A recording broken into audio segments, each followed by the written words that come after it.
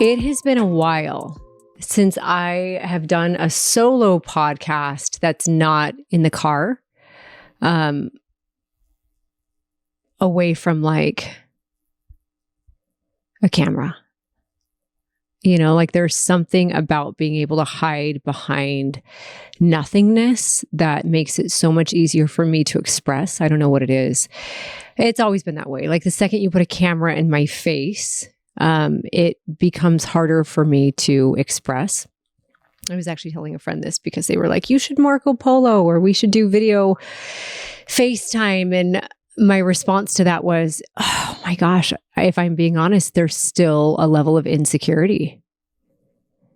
Right? When I look at myself or I can see myself, I start thinking about how I should be appearing to the people who are listening to me. And so then I start to kind of fix my hair or just become more enveloped in how I look, how I'm being perceived, how I'm showing up than I am in the message that I'm trying to share. And I think in 2025, I want to change that. So I'm going to try more of these solo podcasts where I'm in front of the camera.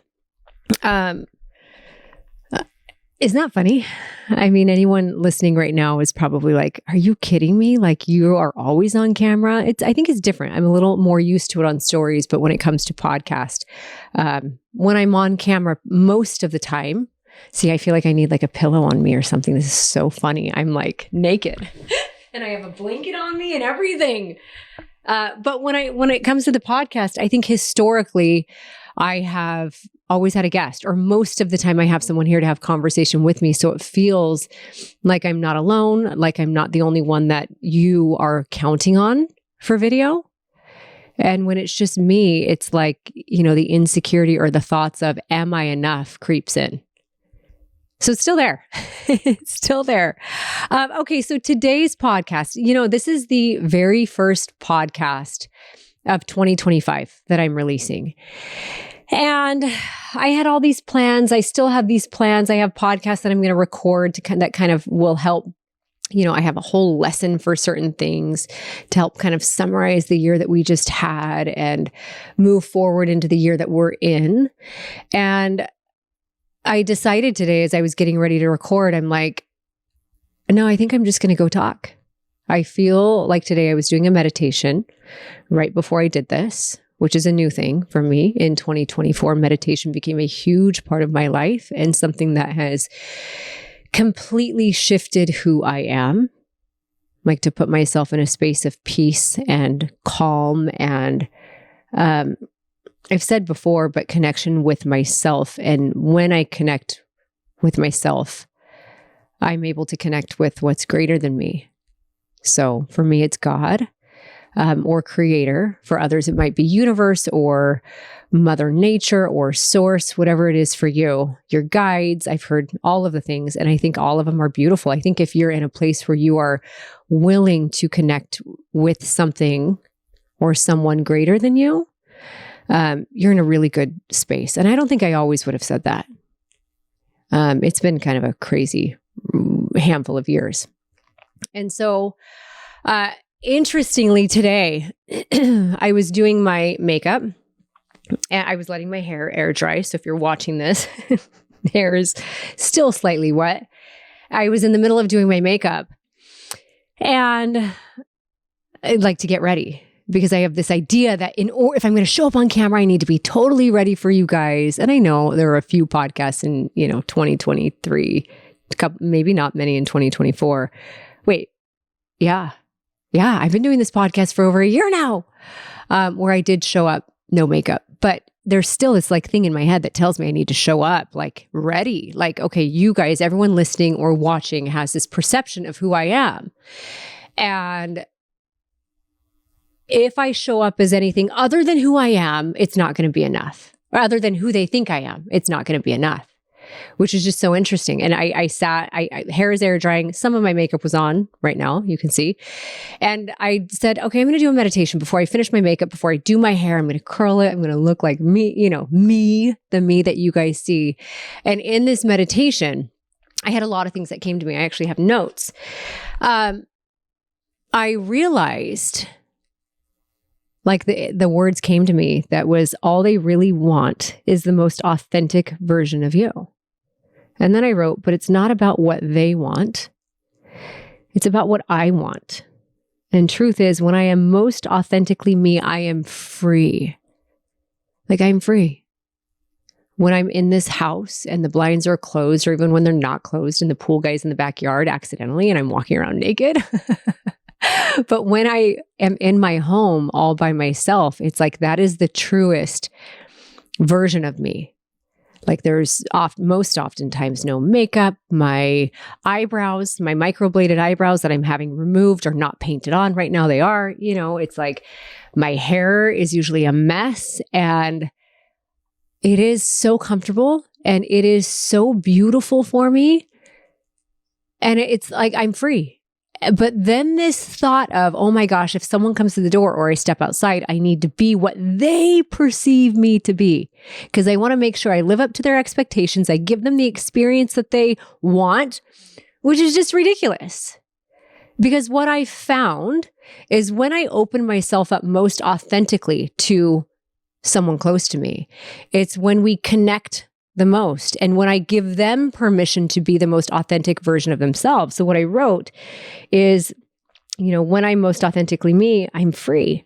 And then a side effect of that, a side effect of being the most authentic version of who I am, is that it's also what the people around me want.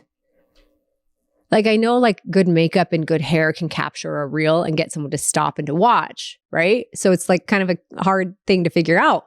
But the reality is that's not the version of me that people can actually connect to.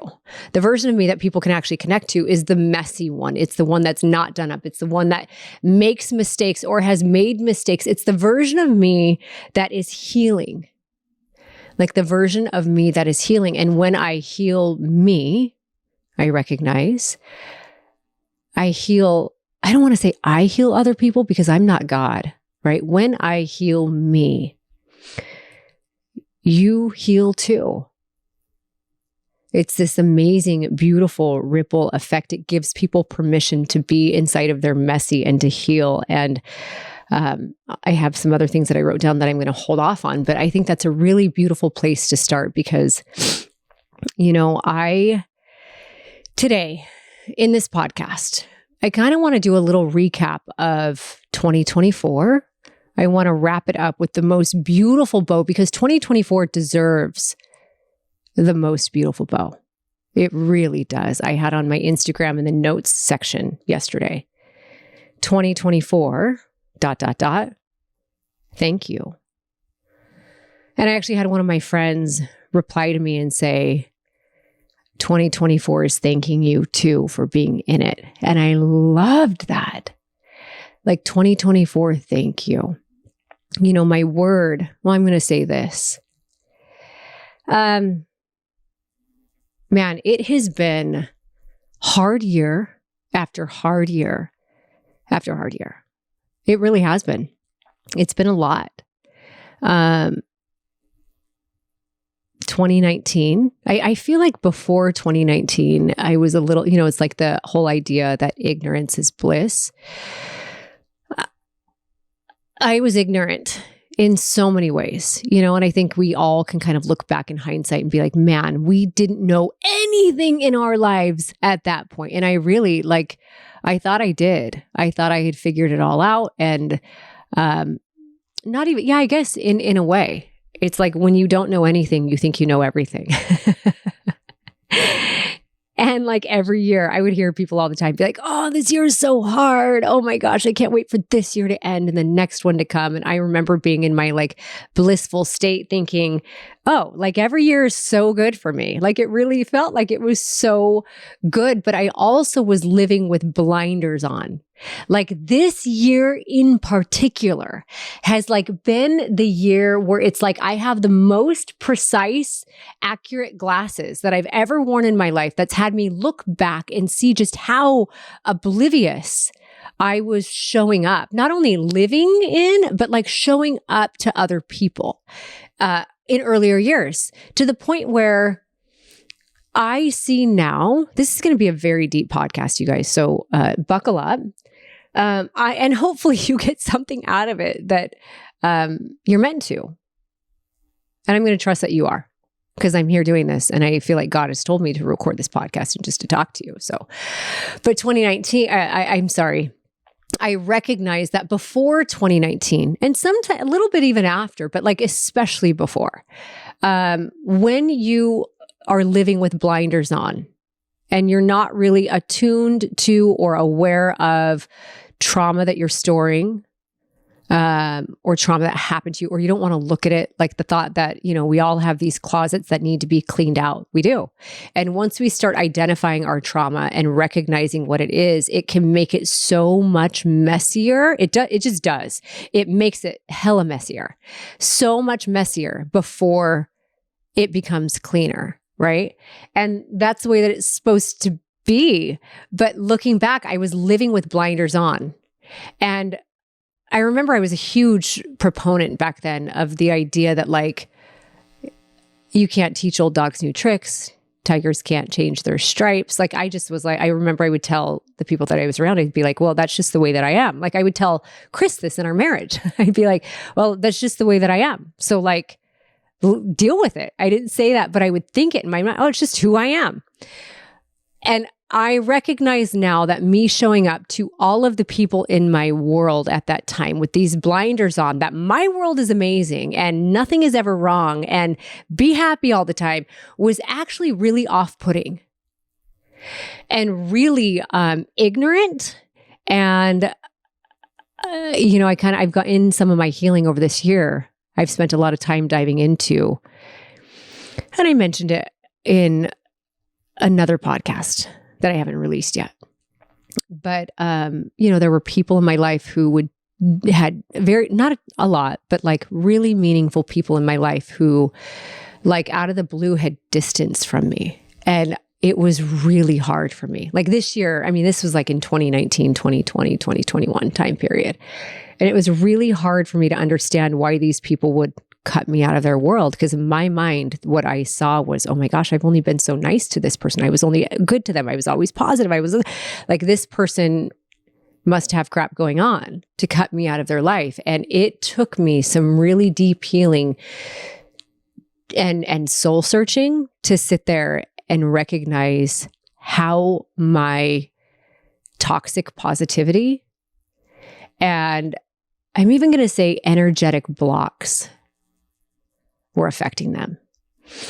And when I say energetic blocks, because in my mind, I felt like my world was so good. My family was so good. We're all good. Like, we're all happy. We're all these things. I felt like we were coming off of a show and we had our app and all. I was coaching people and I felt like I had kind of figured it all out. It's kind of like, my kids right now when they leave the house or they're getting ready to leave their house after their senior year. It's like they think they know everything, right? And I just sit there and chuckle because it's not my place to say it right now. But I'm like, the world is going to show them that they actually know nothing. But that's not for me to intervene right now and let them know. Like, it's just the way that it is. Like, when you think you know everything, you literally know nothing. And when the more you know, there's that Dunning-Kruger effect, right? Where it says like, there's like the peak of Mount Stupid. Like, you think you know everything, you actually know nothing. And as you start to learn more and more and more and more, and life becomes harder, you actually feel like you know nothing. And I feel like I've kind of gone through years of the more I know, the less I feel like I know. But energetic blocks. In that feeling like, I knew everything, in my peak of Mount Stupid days, I'm going to say, it's called uninformed optimism in another guide. So you can either call it the peak of Mount Stupid or uninformed optimism. And that's where I was. Like, it's the ignorance is bliss. Like that is the thing. I would look at people and here, what's crazy, I'm even going to preface this, you guys. I have always prided myself on being non-judgmental. Always, because I feel like I love and accept everyone. However, I've recognized over this last year that in my self-proclaimed non-judgmental way of being, when you're being non-judgmental or think you're being it from that peak of Mount Stupid, the uninformed optimism, the ignorance is bliss because you really haven't lived through all your traumas yet or felt them or recognized them. There's judgment that comes to those around you. And I shouldn't say you, there was judgment that came to those around me. And I think sometimes it felt scary when someone, specifically women, challenged my place. Not so much with men, but with women. And if there was a woman who challenged my place, or I felt like they could potentially challenge my place, it was like there was never a verbal outpouring of it, but there was definitely an energetic block, like how do I keep my place? How do I remain in this spot of superiority? Because if I don't have this place of superiority, if people don't see me as the best or whatever, then what am I? Right. So I was kind of building this persona of who I was with external validation and, men wanting me or whatever it was that made me feel like as long as I can keep this and I can remain above some of the other women, which is just ridiculous to say, you guys. And I like the fact that I'm posting this podcast. This is just, I think I can say it because I see it now. I see it and I've healed through it. But these energetic blocks that I was completely unaware of did push women out of my life. And I couldn't figure it out. Like I was like, I was so nice. I like gave them my time and my energy and all that. But like energetically, if I'm being real with myself, there was a part of me that was like, hey, let me be so nice to you and let me do all these things for you. But energetically, I was like, ooh, don't challenge me. Don't take my place. Because if I don't have this place, what place do I have?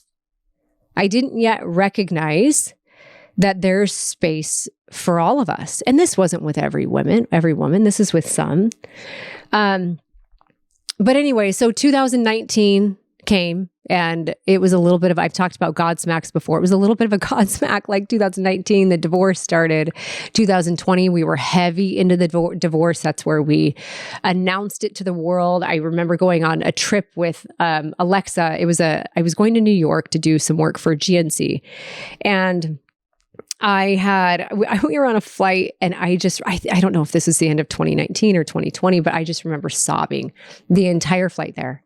I remember in the lobby of whatever hotel we were staying at, I had Alexa checking us in and I was just sobbing. Like 2019 and 2020 felt so insanely hard for me. There was some extricating of myself from certain businesses because of relationships that didn't feel healthy. And that was hard because leaving businesses meant compromised income. And now I wasn't inside of a marriage. And now it's all on me to figure this out for my family. And I did it anyway.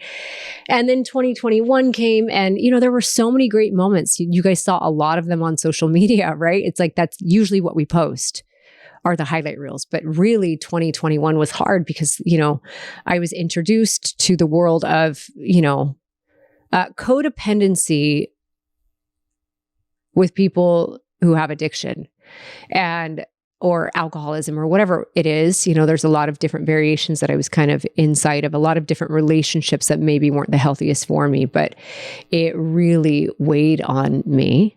I think in 2021, I started burning the candle at both ends with business because I started seeing worldly success in a way that I'd never seen. And it was me doing it. I wasn't in a marriage at the time. And so it was like, oh my gosh, now that all of this is coming to me, I need to keep it up. I need to work.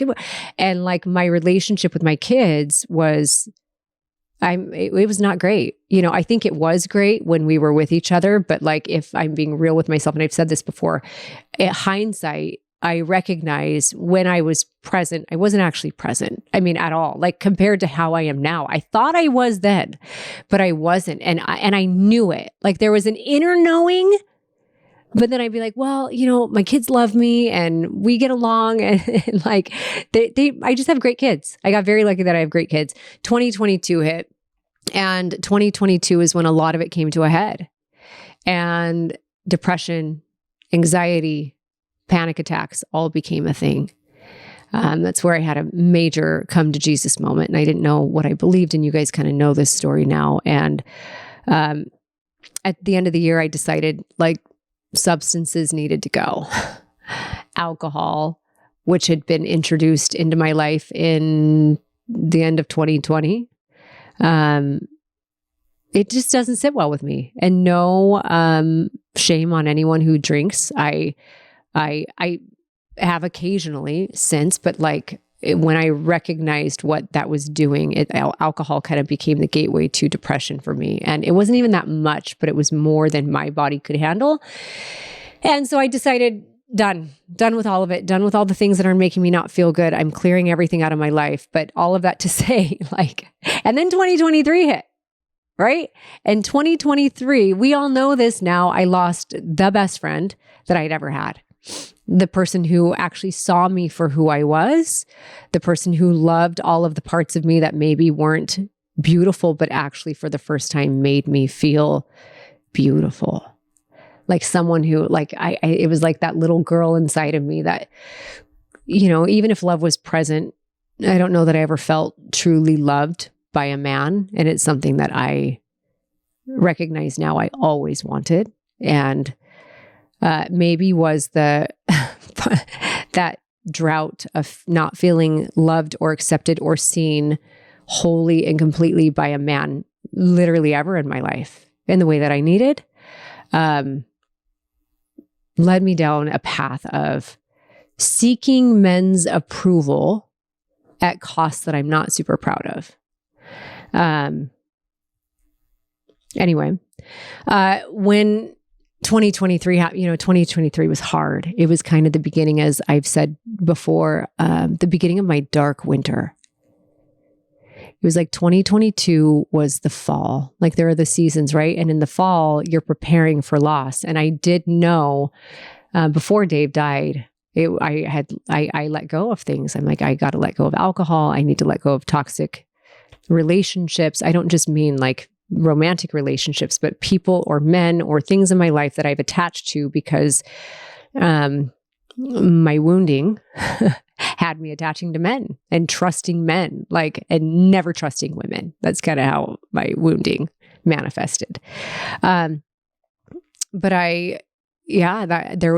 that was my fall season. And what I didn't recognize at the time was that it was preparing me for my winter. So we all, like seasons, we have fall, we have winter, which is dark and cocooning, and there are storms in the winter, and it's really freaking hard.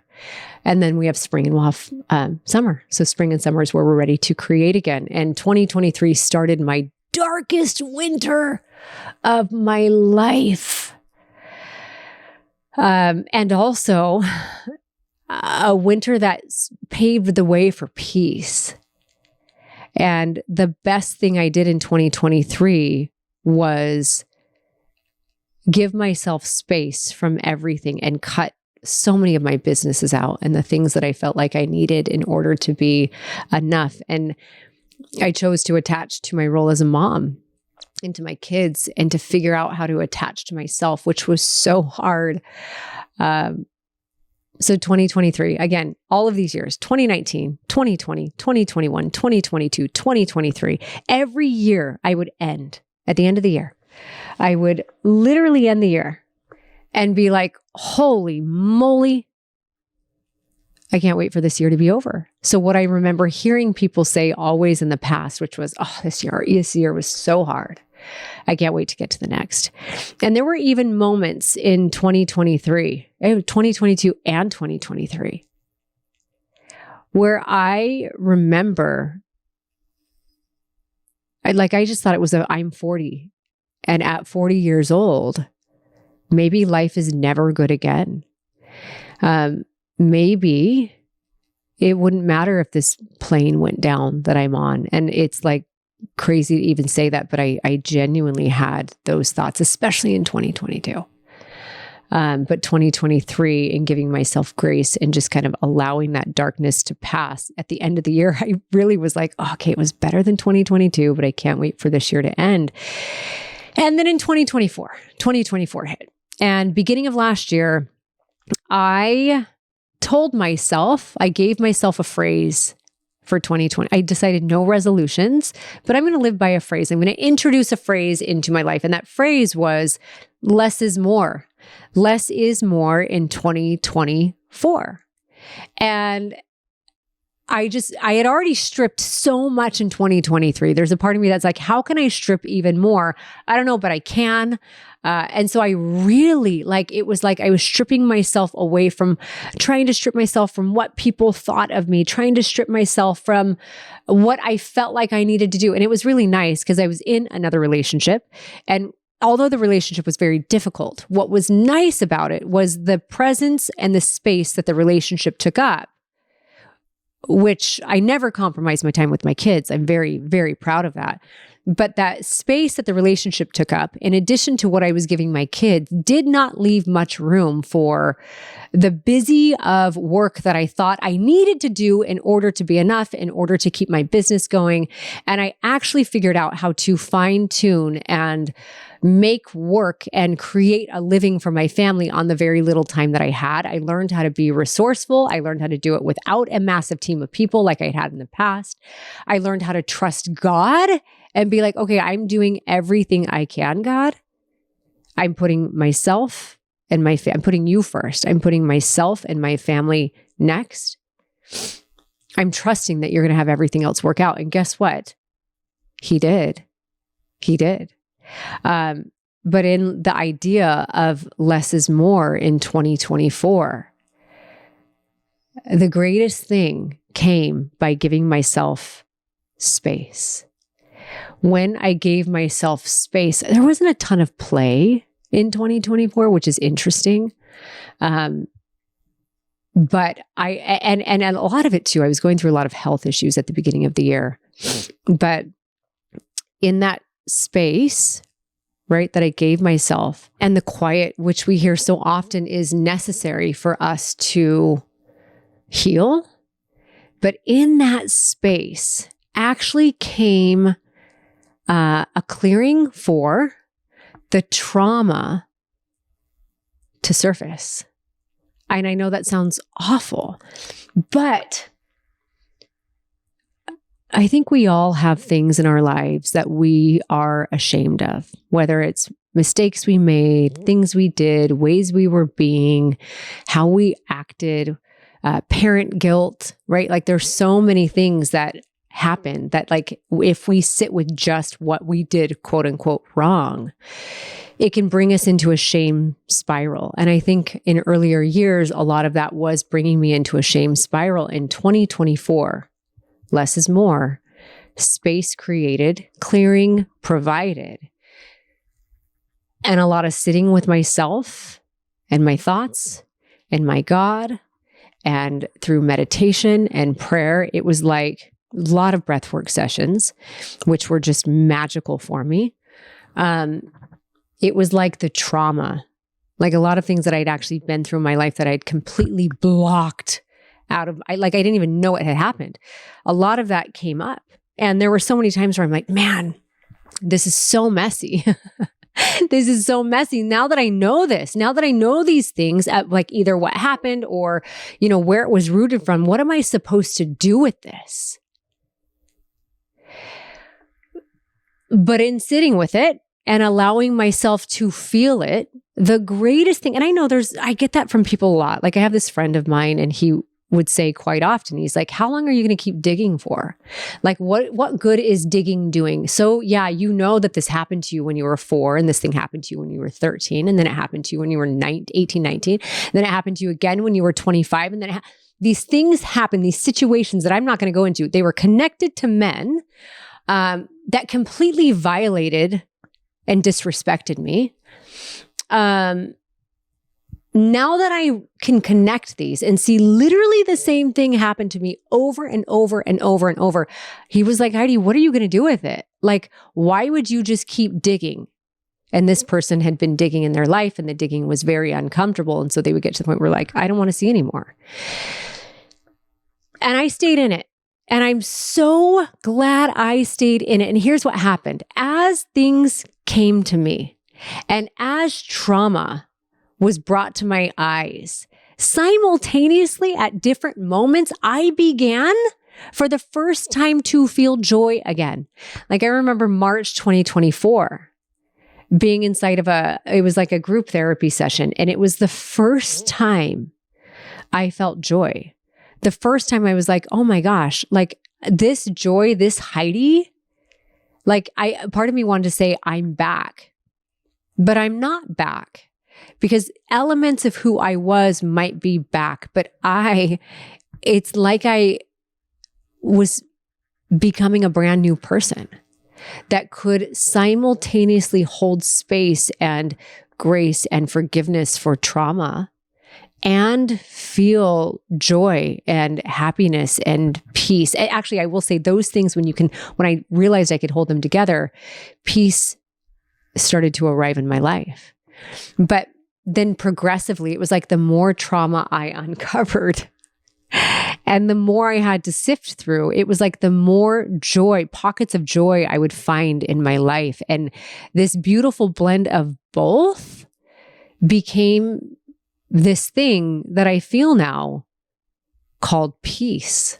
And one of the reasons why I think peace arrived was that the trauma wasn't just something that I was meant to sit in, although I did need to sit in it. It wasn't something that needed to come to me so I could be a victim and say, this person, this, and this person. Yes, there were other people involved in all of the traumas. But what it did for me is it allowed me to reconcile, like you would reconcile a checkbook, it's like, or a balance statement or whatever.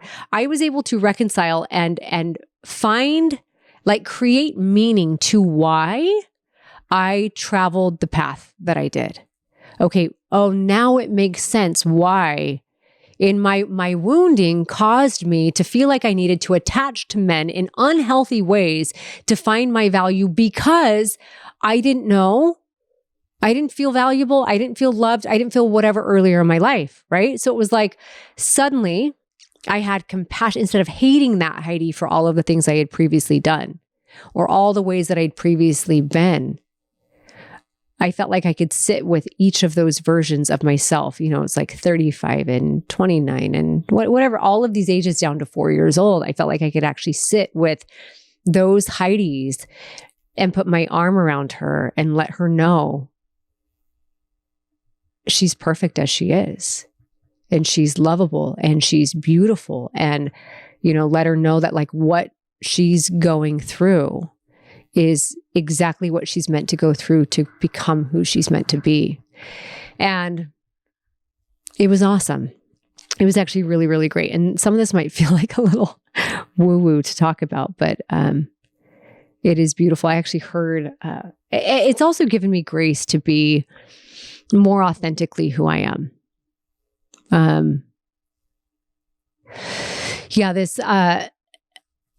And you guys have been on a journey with me through this podcast, but I actually heard recently, it was so awesome because I think we all kind of put on a mask to be what we think people want us to be, right? And it's like, we don't want to let people down, and we don't want to let people down because we don't want to let ourselves down. Like we're trying to be somebody or be enough. But I heard something, and sometimes I think we all do, but like oftentimes I would still mask who I was to be who I thought people wanted me to be. And I heard recently a really great quote. I don't know if it's a quote, but one of my coaches had said, true authenticity of self is the quickest filtration system for the soul. So I actually have a Post-it note in front of me. True authenticity is the fastest soul filtration system. This is like a note that I keep in front of me because it is something that I learned in 2024, and essentially meaning, when you are all you, and Heidi, when you talk about the things that healed you, it's going to filter out some people. Like there are going to be many people who are like, that just is crazy talk and it doesn't resonate with me and I'm out. And like the old me would have been like, no. Okay, wait, hold on. Let me re-speak that. Let me say it in a way that like I want you to stay. But the reality is the more people we have in our orbit who are not in line with whatever frequency we're at in our lives or whatever energy we're putting out, like true energy we're putting out. If we have this orbit, like we only have so many people that we can fit around us, right? And if we're surrounding ourselves with people who don't belong, they are literally blocking the space for the people who do. And so I realized the more I speak and I am who I am, even if some people struggle with it, the more I will clear those people out to create the space for the people to show up who actually are ready for what I have to say. And some of it's a little bit kooky. It is. And truly, I love that. So yes, that is like the side effect, if you will, is like you bring people towards you who are meant for you, who also can help level you up. Because if you're surrounding yourself with people who love and are attached to the old version of who you are, and I want you guys to think about this because we're at the end of 2024. Actually, 2024 is past by now, but we're going into 2025. And I want you to think about the people in your lives who are attached to or only wanting the version of you that you were when they met you, right? And every time you show up as this person who's expanding and who's growing and who's healing, I guess I'll say healing first because you have to heal to expand and to grow. But as you show up as this newer, better, more evolved version of yourself, you're going to get resistance. I spent 2024 getting resistance from people who didn't necessarily align with my healing. And it didn't always look like people telling me, I don't like that version of you. But it was people from my past showing up in my orbit, presenting opportunities that aligned with the old Heidi. And then there was a part of me, because a lot of them were men, that I was like, oh my gosh, if I say no to this person, they're not going to like me. If a man doesn't like me, they're going to hate me. They're going to think I'm...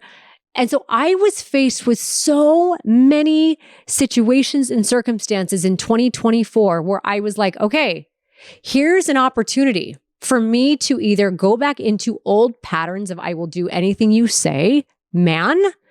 I want to please you because if I please you, you're going to tell me I'm enough and then I'm going to feel like I'm enough. Or I can practice something really, really, really difficult and I can let you know who I really am.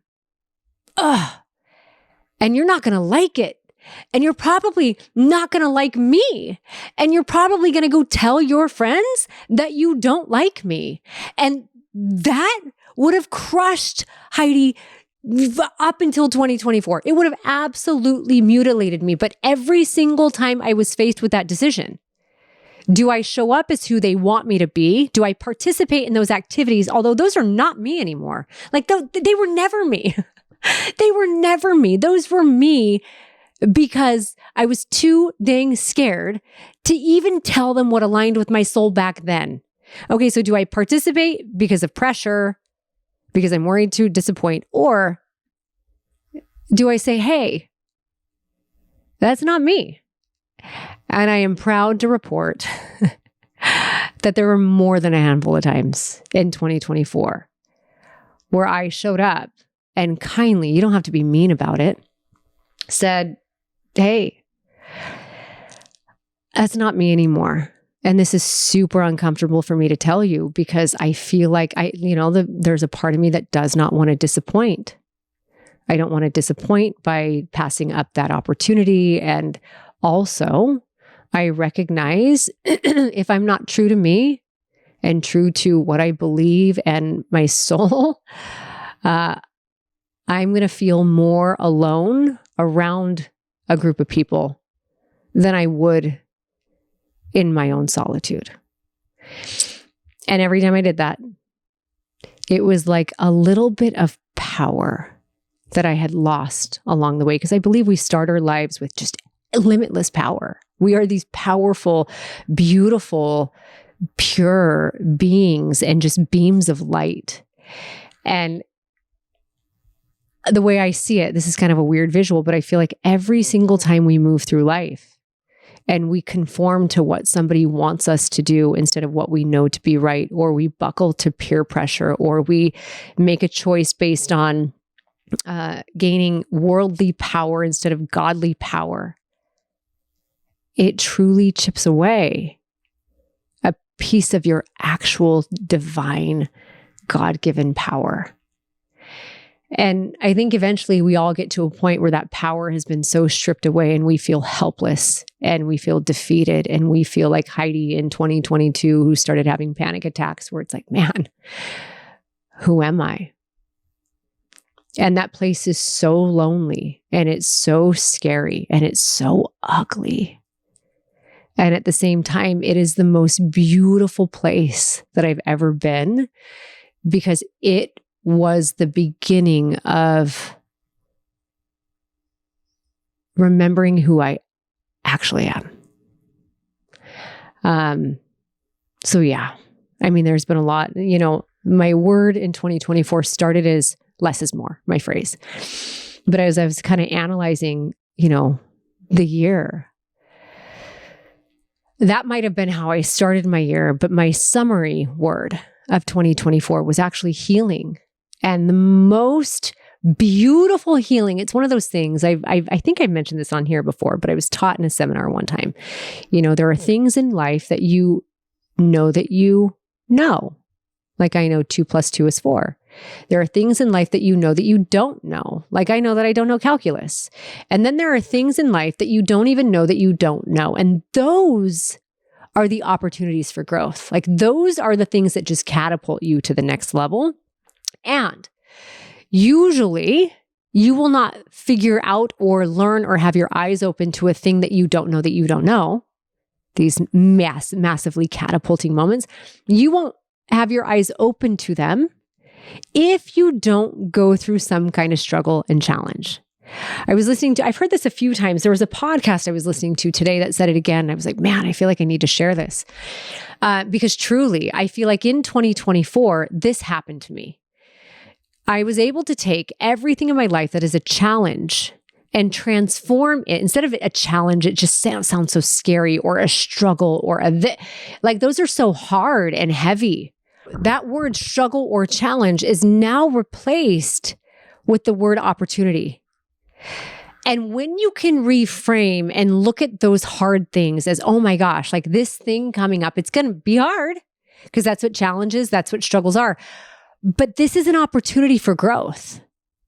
It suddenly makes the challenges not as scary anymore. And it makes it something that is almost exciting because you know this is going to be such an incredible opportunity for your growth.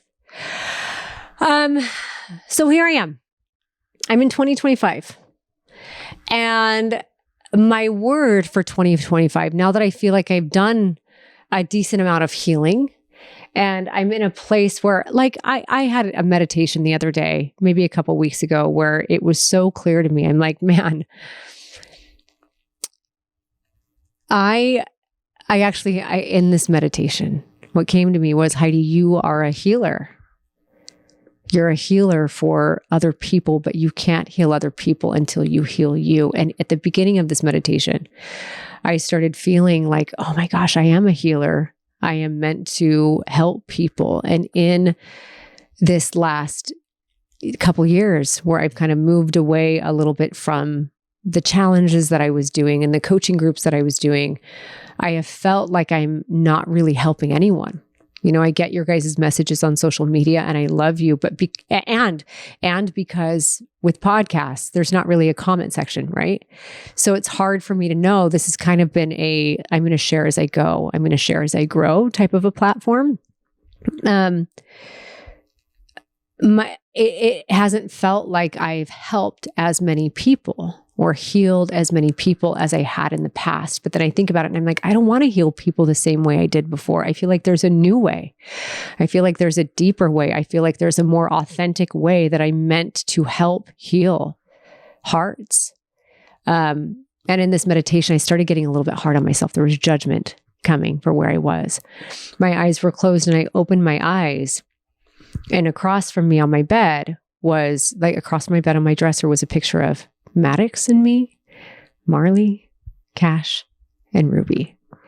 And then I just started crying because I realized that in these 2 years where I've done less pushing of these healing groups, right? I'm not coaching as much. What I've been doing is I've been healing me and I've been healing my kids. And through healing myself and my family first this time, I've created a beautiful foundation. It's almost like I didn't realize it, but like I had planted a seed in the beginning of 2023. And it was just a lot of watering and a lot of hard and I felt like nothing was happening. And it was like 2024 came and something started to sprout, right? I spent 2023, 2024 actually rooting. So while I couldn't see anything on the surface, the roots were growing so deep, and it was painful at times, and it was super hard. But it's actually finally created roots that can sustain and hold something more powerful. But I can never let that rooting go. And I never will, again, let that rooting go. It will forever be, am I healed? And as I'm healing, I'm going to heal my kids. And as we are healing, and only as we are healing connected to God, can I then venture out and help heal other people. And I want you to know I do hear you. And I do get a lot of DMs and emails from you guys that I absolutely love and I appreciate. And I just think I'm like mind blown by the reality that you just witnessing my journey, which I've let you see so much less than I would have in the past, right? But you just witnessing my journey has been healing for you. And so I want to thank you for sharing that, because it does make me feel like, okay, I'm on the right path. And, I think of the same, when I meet somebody and I'm given the honor of witnessing them in their messy and in their cleaning up of the messy or healing of that messy, I am like, that vulnerability is so beautiful for me. And it's actually incredibly healing. It gives me permission to do the same. So my hope is that as you watch all of the messiness of 2023 and 2024, that there was healing in it for all of you, that there was something in my story somehow and my journey, which was much messier than I ever let it be in the past.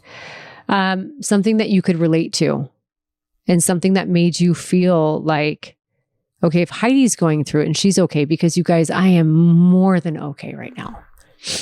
I'm like in the best place in my life. And if she can get there, so can I. It's funny because, if she can get there, because there is where I always wanted to go. I always wanted to be there. Like I didn't want to be here. I wanted to be there. And I feel like I'm actually there in my life. And I always imagined there would look like a certain number of zeros in the bank account, these businesses growing and these huge things. And interestingly, it has nothing to do with my bank account. It has nothing to do with my businesses, nothing. It has nothing to do with even the people around me. Gosh, I have the freaking best people around me, but it doesn't have anything to do with them. It doesn't have to do with my home. It doesn't have to do with anything. There has everything to do with what's here in my heart, what's in my soul. And there is peace now.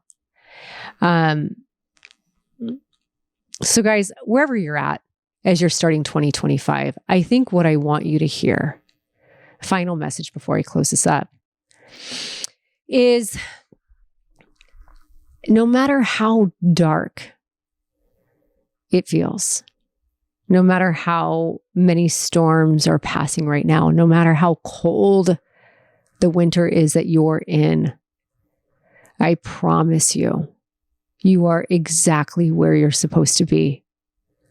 We all know that on the other side of storms are a rainbow. Your rainbow is going to come. Your rainbow really is going to come. One of the best things I can suggest to you, one of the best things that I did for me, is analyze the people in your life, the energy that you're giving to those in your life. And if there is energy coming from people who bring you back to who you were, that you know you're never going to be again and you don't want to be, they don't bring out the best in you. Please allow 2025 to be the year where you start to figure out and practice cutting that energy out of your life. I promise you, it was the greatest thing I did. And allowing the good, I don't want to say good or bad, but allowing the energy that aligns with where I want to go instead of where I was, creating space for the people to come to me who lift me up, who feel like warmth, who are a lighthouse for where I want to be, truly has changed my life. And it is one of the hardest things to do, but it is a thing you will not regret. It's going to be like, withdrawals. It's like drug withdrawals. Honestly, I mean, I've never done drugs, but like any kind of withdrawal, when you're going to have like a 30-day period where you're feeling the craving to connect with these people who gave you comfort and maybe made you feel warm and cozy inside of that old comfortable self that was never going to grow. But God works in the craziest ways. And when you start to take the steps that you know in your heart you're meant to take, and when you start to align with people who can help you get to the next level of you, oh my gosh, your world will open up. So yeah, expansion in 2025 for me, and growth. And I don't know what that looks like yet. I've kind of decided to never marry myself to how something looks. And I decided to stay insanely married to the feeling that I'm trying to achieve. And expansion, I'm never going to let go of healing. But expansion from that place of healing is something that I am wildly excited for in 2025. And I am so grateful that you are here to go through it with me. I will be sharing as I go and as I grow. And I just want you to know how much I love you and how much I appreciate you. Thank you for being here with me. Happy 2025. And never be a stranger. Reach out to me if you need anything. Love you guys.